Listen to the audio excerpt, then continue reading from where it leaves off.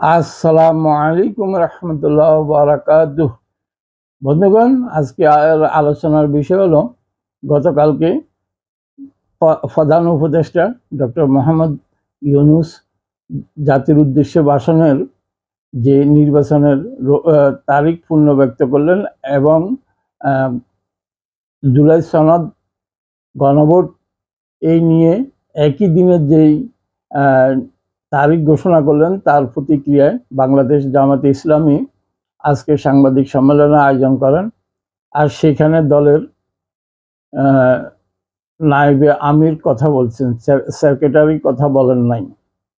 নায়েবে আমিরের কথার সারমর্ম যতটুকু আমি বুঝলাম, তারা যদিও 5 দফার কথা বলেন, কিন্তু তারা নির্বাচনীয় ট্রেনে উঠে গেছেন, যাত্রা শুরু করে দিয়েছেন।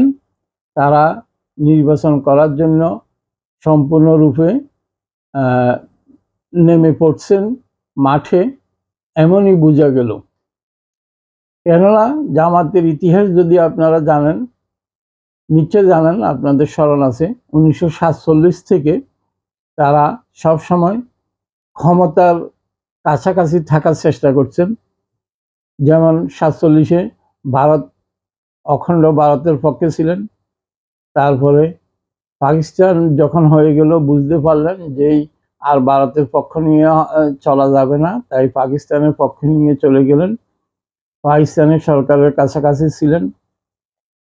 স্বাধীনতা যুদ্ধের সময় 1971-এও বাংলাদেশের ভাবলেন যে বাংলাদেশ কি আর স্বাধীন করতে পারবে বাঙালিরা, তাই এই পাকিস্তান সরকারের পক্ষ নিলেন শুধু সরকারের কাছাকাছি থাকার জন্য, সরকারের সুযোগ সুবিধা গ্রহণ করার জন্য, পাওয়ার জন্য।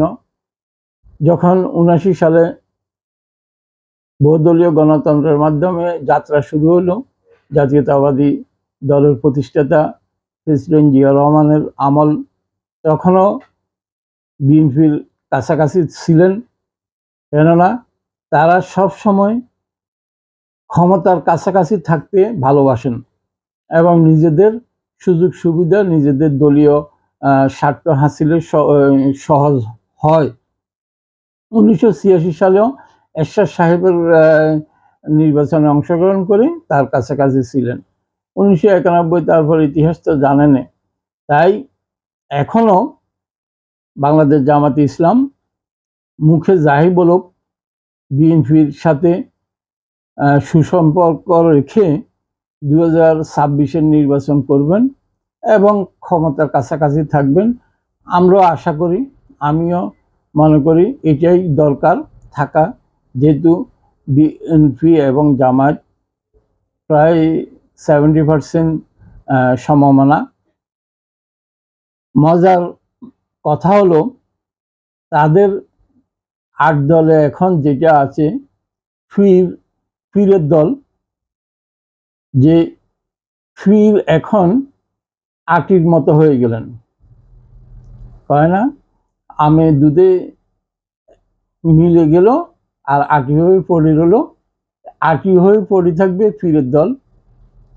ফিরের দল যে কাউমি ঘরানা ছিল, অনেক কাউমি মুরব্বীরা এবং কাউমি মাদ্রাসার ছাত্ররা এই দলকে সমর্থন করত, ভালোবাসত বা ভোট দেওয়ার চিন্তা করত।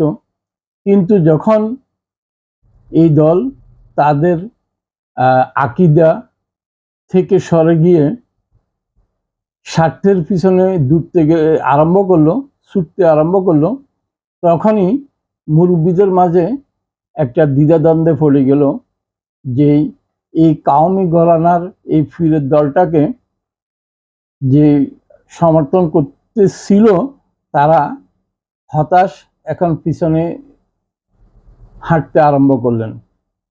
এরা বুঝতে পারলেন না এই দলটার নেতারা যে রাজনীতি কোন দিকে মোড় নেবে সেটা বুঝতে না পেরে জামায়াতের সাথে বা অন্যান্য দলের সাথে হুঙ্কার ছুটতে আরম্ভ করলেন নিজেদের আকিদা, গঠনতন্ত্র সব কিছুকে জলাঞ্জলি দিয়া যদি ওনারা ওনাদের আকিদা যে মধ্যে অনড় থাকতেন, তাহলে হয়তো মানুষের ইয়ে পাতেন, সহানুভূতি পাতেন।